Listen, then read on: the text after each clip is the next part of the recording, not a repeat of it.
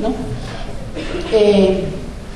Retos para la operación, yo creo que estamos terminando, estoy terminando ahí. Articular una política pública de reparaciones,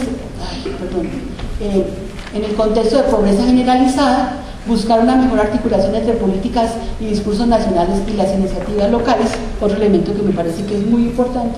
Distinguir conceptualmente, pero articular la implementación práctica de distintas modalidades de reparación. Los teóricos en eso son de verdad muy insistentes, o sea, cómo distinguir distintas modalidades de reparación, pero al mismo tiempo cómo generar articulaciones que hagan que eso no sean procesos donde cada quien llega con una propuesta diferente.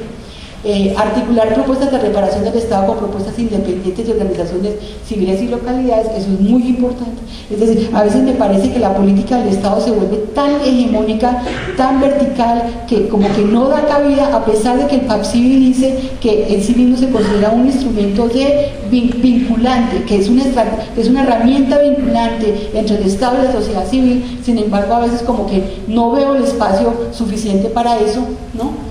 Y fortalecer la atención, fortalecer rutas de atención regional locales, que me parece que en eso estamos, digamos, una cosa es la formulación, una cosa es la normatividad, una cosa es la conceptualización, y creo que en eso estamos muy bien. Me parece que todavía estamos muy flojos en la operación. Porque nos faltan no solamente estrategias que hagan que esto se vuelva algo vivo, pero por otro lado también porque nos faltan los equipos. Me parece que ese es un elemento muy importante. ¿Se me acabó el tiempo? Vamos a mirar los estándares rápidamente. Los estándares, contar con una estructuración general del proceso, eso es importante. Digamos, a pesar de que los autores dicen que en general los protocolos de atención clínica se vuelven ideología, son ideológicos. En todo caso es importante pensar en una estructuración general del proceso, contar con la formación y capacitación necesaria para la escucha activa. Esto tiene que ver un poco con lo que se preguntaba en cuanto a la formación, ¿no? Y a lo que se requiere: escucha activa, conducción técnica de una entrevista, ¿no?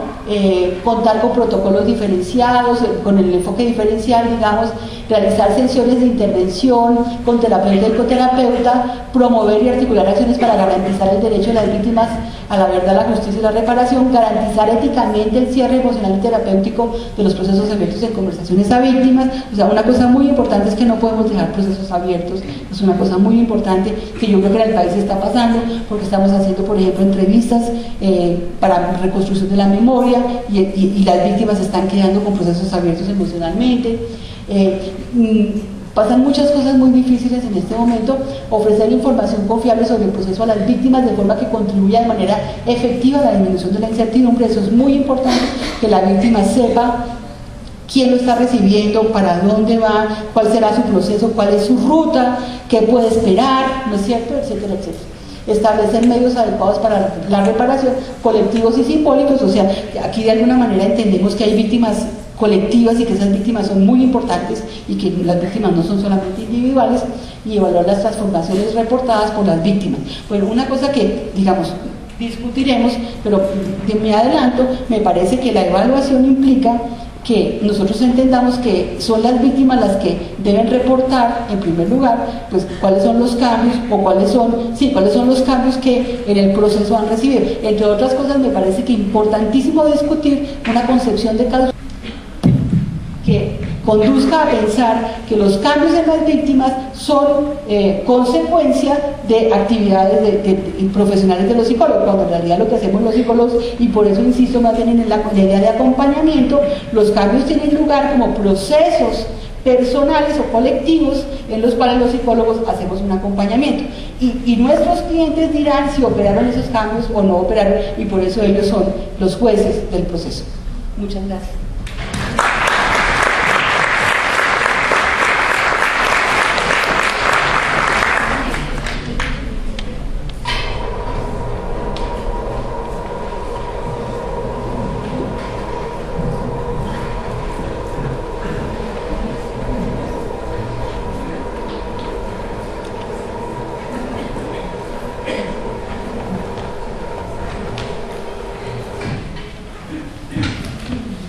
Invitamos ahora a nuestros panelistas a subir a la tarima para empezar con la instalación del conversatorio.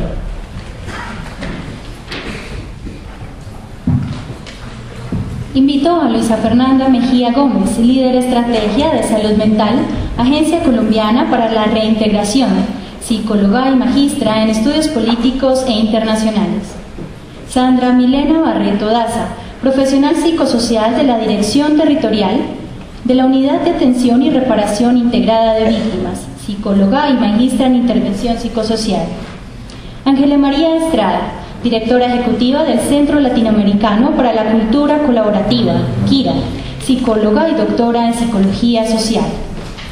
Claudia Tovar Guerra, profesora e investigadora de la Pontificia Universidad Javeriana, psicóloga y magistra en estudios políticos, consultora para asuntos de víctimas y acompañamiento psicosocial.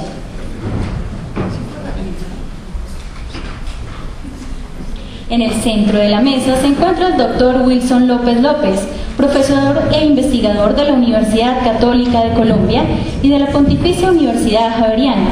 Él es psicólogo y doctor en psicología social.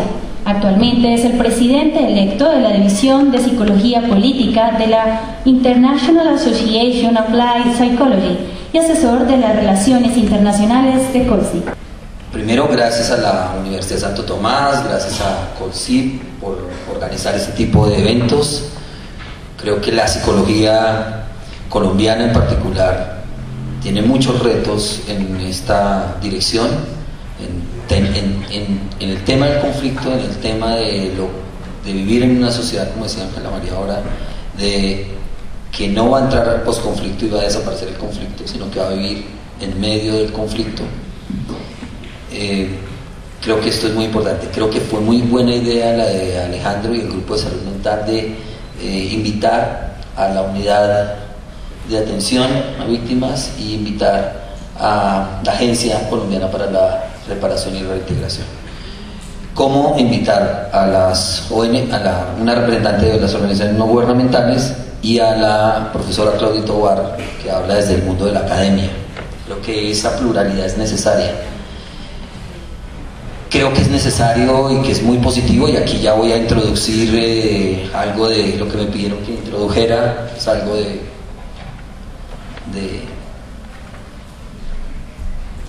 ¿cómo digo? Algo de picante a la discusión, que estas dos entidades se sienten a conversar.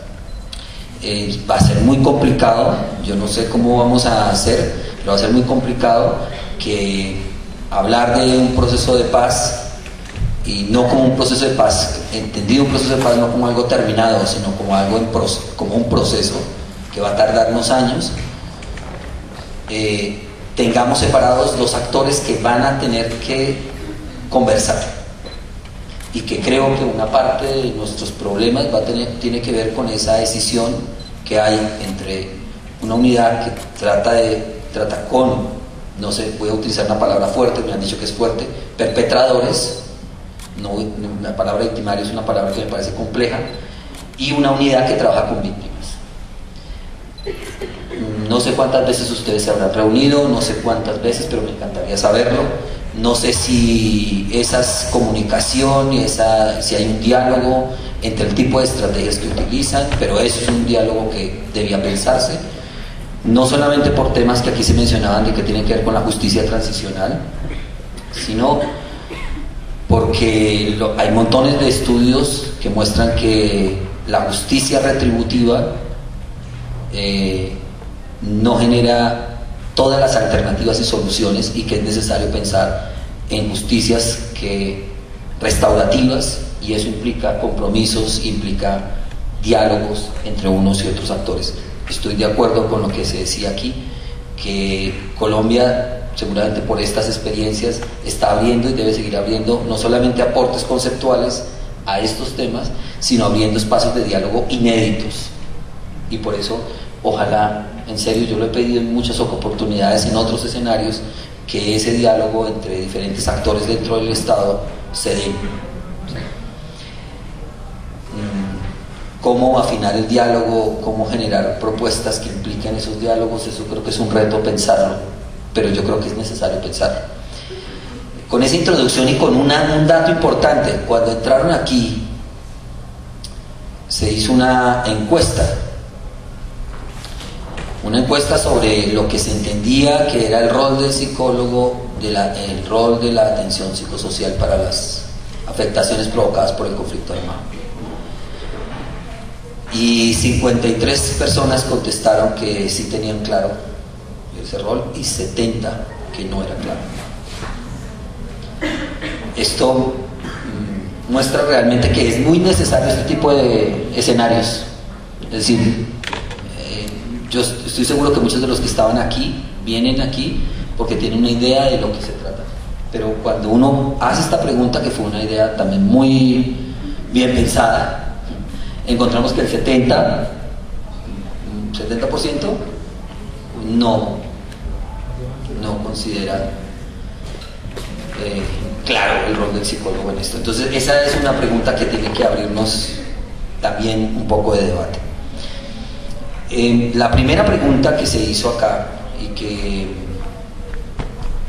que se hizo a nuestros panelistas, y había un orden, Alejandro, para quién iba primero, ¿no?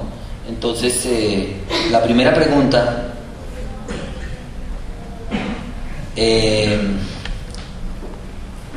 que después de esta introducción que me pareció excelente de Ángela María se hizo, y que me gustaría, si quieren, si quieren que empecemos aquí por este lado. ¿Qué es una atención o intervención psicosocial? Aquí se ha debatido sobre la noción de atención, de intervención, y Ángela María habló de acompañamiento psicosocial, y al final generó unas preguntas que seguramente son interesantes de debatir sobre esas diferencias de nuestros conceptos. Y a mí me gustaría entonces ver cómo lo ven tanto desde la agencia como de la unidad, cómo ven esas nociones, y pues no tienen que ser cuando las tres preguntas: ¿qué implica intervención psicosocial? ¿Quiénes cuentan? O sea, ¿qué tipo de competencias o perfiles están asociados a eso? ¿Y qué beneficios trae para la población atendida a esto? Aun cuando son cuatro preguntas, las cuatro son complementarias, creo que arranquemos con la forma como ustedes lo han pensado, y después vamos elaborando y vamos viendo cómo se arma la discusión en relación con lo que ustedes han empezado. Si quieren, empezamos por ustedes dos, me parecería interesante. Después vamos con Claudia, recogemos aquí, y yo eventualmente no haré ninguna intervención más larga de que la que acabo de hacer. Intervendré. ¿Listo? Bueno, buenas tardes a todas y todos. Sandra Barreto, de la unidad. Básicamente, en la unidad hemos vivido el equipo psicosocial, que hace poco le preguntaba a alguna de mis compañeras cuántos hacemos parte del equipo, y es incontable. Hemos vivido como una reconstrucción de muchos lineamientos, de muchas discusiones, de reflexiones que hemos hecho desde el plano teórico y desde el plano vivencial en los territorios con las víctimas, y nos hemos dado cuenta de que evidentemente, por lo menos desde la unidad, hay una apuesta a hablar de procesos de atención, en la medida que obviamente todas nuestras acciones están sustentadas de acuerdo a unos principios jurídicos y legales de los que habla la ley 1448 y que en la presentación mencionaron, y unos procesos de atención que implican el reconocimiento de múltiples perspectivas, de múltiples conceptos que parten del enfoque psicosocial como uno de los primeros discursos a los que aludimos para construir los escenarios, y unos conceptos y unos discursos derivados del enfoque de derechos, que pues obviamente conversa y van de la mano con el enfoque psicosocial.